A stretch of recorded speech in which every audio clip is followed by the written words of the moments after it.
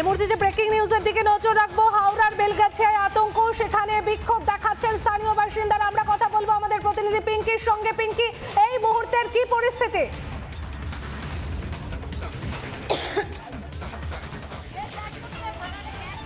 দেখো, মূলত ধাপার dumping ground রয়েছে হাওড়ায় বেলগাছিয়া ডাম্পিং গ্রাউন্ড, সেখানে আর ময়লার গাড়ি বা আবর্জনার গাড়ি এখানে বাসিন্দারা ঢুকতে দেবেন না, এমনটাই তারা জানাচ্ছেন। তার কারণ এখানে ধারণ ক্ষমতা ক্ষয় হয়ে গিয়েছে এবং যার ফলে সমস্যা আরো বাড়ছে এবং যার ফলে তারা আর কোনো রকম আবর্জনা গাড়ি প্রবেশ করতে দেবেন না, এমনটাই জানাচ্ছেন। দাদা, কি জন্য আপনারা বিক্ষোভ দেখাচ্ছেন? এই পরিস্থিতি, এই যে দেখছেন আমাদের এখানে যাদের জন্ম, এখানে কর্ম, তাদের সমস্ত বাড়ি হয়তো ভেঙে গেছে। এখানে খালি বড় বড় নেতারা আসছে, ভাষণ দিচ্ছে আর হবে হবে, কিন্তু কোনো সলিউশন এখনো পর্যন্ত দেখা যায়নি। তাহলে আজকে এই বিক্ষোভগুলো তো দেখতে পাচ্ছেন, তো এদের একটা সাময়িক ব্যবস্থাটা তো করতে হবে, সেদিক দিয়ে কোনো রকম নজর নেই। আর এইটা তো বহুদিনের সমস্যা, বলতে গেলে এটা ক্রিয়েটেড। কারা করেছে সেটা এখন অনেক আপনারা জানাননি, আপনারা কি আগে এইটা নিয়ে অনেকবার আলোচনা হয়েছে, এটাকে বন্ধ করার ব্যবস্থা, কিছু এখানে জায়গারও অভাব, কিন্তু এটার বিকল্প কোনো জায়গা আজ পর্যন্ত বার করতে পারেনি সরকার। এটার বিকল্প করে অর্ধেক মানে প্রত্যেক সময় আগুন জ্বলে, আরো একটা ময়লার গাড়ি ঢুকছে, কন্টিনিউয়াসলি ঢুকে যাচ্ছে, কন্টিনিউয়াসলি সকাল থেকে রাত্রি পর্যন্ত কন্টিনিউয়াসলি ময়লার গাড়ি ঢুকছে, আর সব সময় আগুন জ্বলছে, সব সময় আগুন মিথেন গ্যাস থেকে। যে কোনো সময় আরো এর চেয়ে আরো বড় বিপদ হতে পারে। এটা তো একটা বিপদ, বিরাট বড় বিপদ হলো, এর চেয়ে আরো বড় বিপদ হতে পারে আগুনের এ নিয়ে। আপনারা দেখেছেন তো যে এই অবস্থাতে আগুন জ্বলছে। কি বলবেন দাদা? আপনারা তো এখানে থাকেন এবং আশেপাশে যারা রয়েছেন তাদের সঙ্গে একটু কথা বলার চেষ্টা করবেন। দাদা, আপনার তো বাড়ি ভেঙে গিয়েছে, আপনারা কিছু জানালেন যে কি হবে প্রশাসনের তরফ থেকে? কি সবাইকে তো জ্বালালাম, আর কি দেখো, মূলত এখনো পর্যন্ত যারা এসেছেন তারা জানাচ্ছেন, আমি আরো কয়েকজনের সঙ্গে কথা বলবো। দিদি, কি বলছেন মূলত? যার সঙ্গে কথা বলবেন, কিন্তু সঙ্গে থাকো। পিঙ্কি, যে ছবি আমরা দেখতে পাচ্ছি, সত্যি ক্ষোভে ফুঁসছেন সেখানকার বাসিন্দারা। আমাদের অপর প্রতিনিধি প্রসেনজিৎ আমাদের সঙ্গে রয়েছেন। প্রসেনজিৎ, যেটা আমরা দেখতে পাচ্ছি সেখানকার বাসিন্দারা ক্ষোভে ফুঁসছেন, আর এটাই স্বাভাবিক, যে পরিস্থিতি তৈরি হচ্ছে তা ভয়ঙ্কর। সেই ভলিউমটা অনেক কমে যায়। এছাড়া যখনই কয়েকদিন হয়ে গেল তখন বিভিন্ন রকমের গ্যাস এখান থেকে তৈরি হয়। তার মধ্যে দেখবেন আপনারা ডাম্পিং গ্রাউন্ডে গেলেই দেখবেন একটা গন্ধ আসছে, সেটা মূলত মিথেন গ্যাস, এবং এই মিথেন গ্যাসটা জ্বালানির কাজে ব্যবহার করা হয়। অফকোর্স মিথেন উৎপন্নই শুধু হয়নি, কি হয়েছে, মিথেন গ্যাস যেহেতু অনেক চাপে আছে, আপনারা দেখবেন এখনো দেখছেন যে এই ডাম্পিং গ্রাউন্ডের থেকে আগুন বেরোচ্ছে, ধোঁয়া বেরোচ্ছে। এটা কিন্তু কেউ জ্বালিয়ে দেয়নি, এটা সেলফ ইগনিশন পয়েন্টে প্রেসারে বা টেম্পারেচার একটু গ্রীষ্মকালে যখন হয় তখন নিজে নিজে জ্বলে যায়। এই ঘটনাটাও কিন্তু আমার যা ধারণা, পরীক্ষা করলে আরও ভালোভাবে বোঝা যাবে, এই যে ডাম্পিং গ্রাউন্ডের নিচের যে পোর্শনটা, সেইখানেও গ্যাস জমতে জমতে এনট্র্যাপড হয়েছিল, একটা জায়গায় গ্যাস এনট্র্যাপড হয়েছিল। এবার সেলফ ইগনিশনে সেই গ্যাসটা জ্বলে গেছে, জ্বলে যাওয়ার ফলে যে সলিডটা ছিল সেটা অ্যাশ তৈরি হয়েছে, এবং সলিড থেকে যখন অ্যাশ হয় তখন প্রায় তার ভলিউম হয়ে যায় 5 থেকে 6%। তার মানে 100 ভলিউম যেটা ছিল সেটা মাত্র 5-6% হয়ে গেছে। তার ফলে সেই জায়গাটা একটা ভয়েড তৈরি হয়েছে। এই 1 নম্বর ভয়েড। 2 নম্বর হচ্ছিল যে সমস্ত জলীয় বাষ্প বা জল থাকে সেটা লিচিং হয়ে আরও ভেতরে ঢুকে যায়, তার ফলে সেটা চুপসে যায়।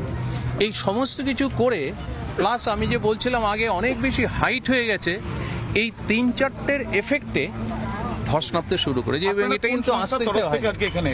আমরা international society of waste management air and water, আমি প্রায় 35 বছর ধরে এই ওয়েস্ট ম্যানেজমেন্ট নিয়ে কাজ করছি, এবং ল্যান্ডফিল সাইট আমি এখানে আগেও কাজ করে গেছি। এখানে প্রায় লাস্ট 8-10 বছর 12 বছর থেকে এখানে কাজ করছি। ল্যান্ডফিল সাইট অনেক সময় বলেছে যে এই ল্যান্ডফিল সাইটটা বন্ধ করতে হবে, অথবা ল্যান্ডফিল সাইটের যে সমস্ত ওয়েস্ট যেখানে আসছে সেটা ট্রিটমেন্ট করতে হবে। কতটা ভয়ঙ্কর পরিস্থিতি হয়ে রয়েছে এখনো পর্যন্ত দেখে মনে হচ্ছে বিভৎস।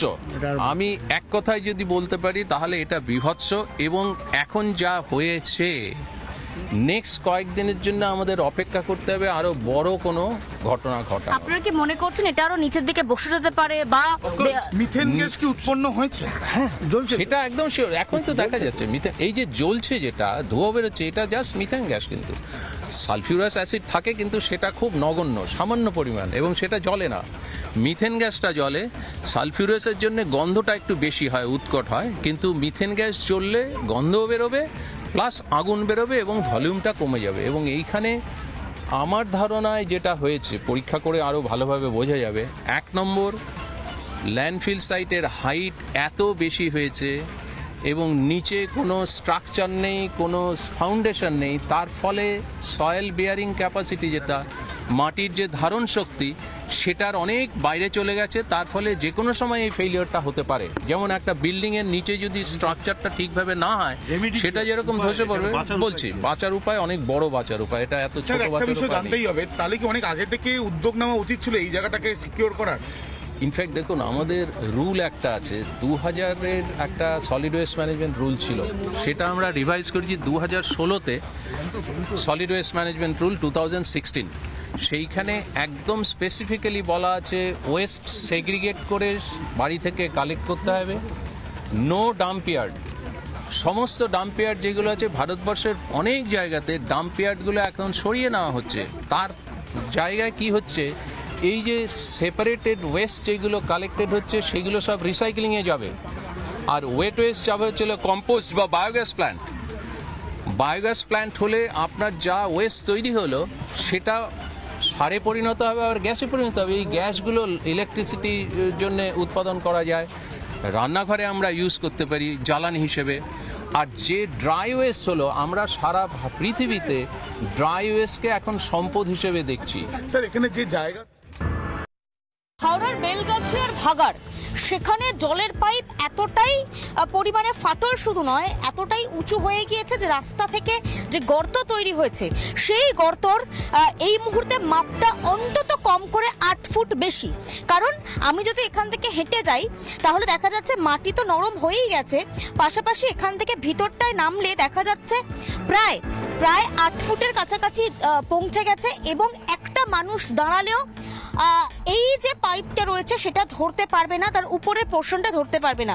যে ভূমিধস নেমেছে, সেই ভূমিধসের চেহারাটা এমনই যে ভিতরে পলি কাদা পেরিয়ে ইট পাথর সব চুরকি ভেঙে ভেঙে পড়েছে, এবং যত নিচে যাওয়া যাবে তত গর্ত আরো কিন্তু বিস্তীর্ণ হচ্ছে। কিংবা এই জলের পাইপগুলোর আগামী দিনে ভবিষ্যৎ কি হবে, কিভাবে এখানে পাইপিং এর কাজ হবে, সেই নিয়েও কিন্তু একটা বড় প্রশ্ন এবং প্রশাসনের কপালে ভাঁজ এই মুহূর্তে তৈরি হয়েছে। ক্যামেরা পিনাকি নন্দীর সঙ্গে পিঙ্কি অধিকারী, রিপাবলিক বাংলা।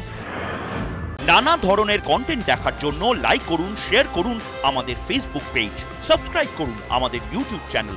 পাশাপাশি অন্যান্য ব্রেকিং নিউজের জন্য অবশ্যই চোখ রাখুন রিপাবলিক বাংলায়।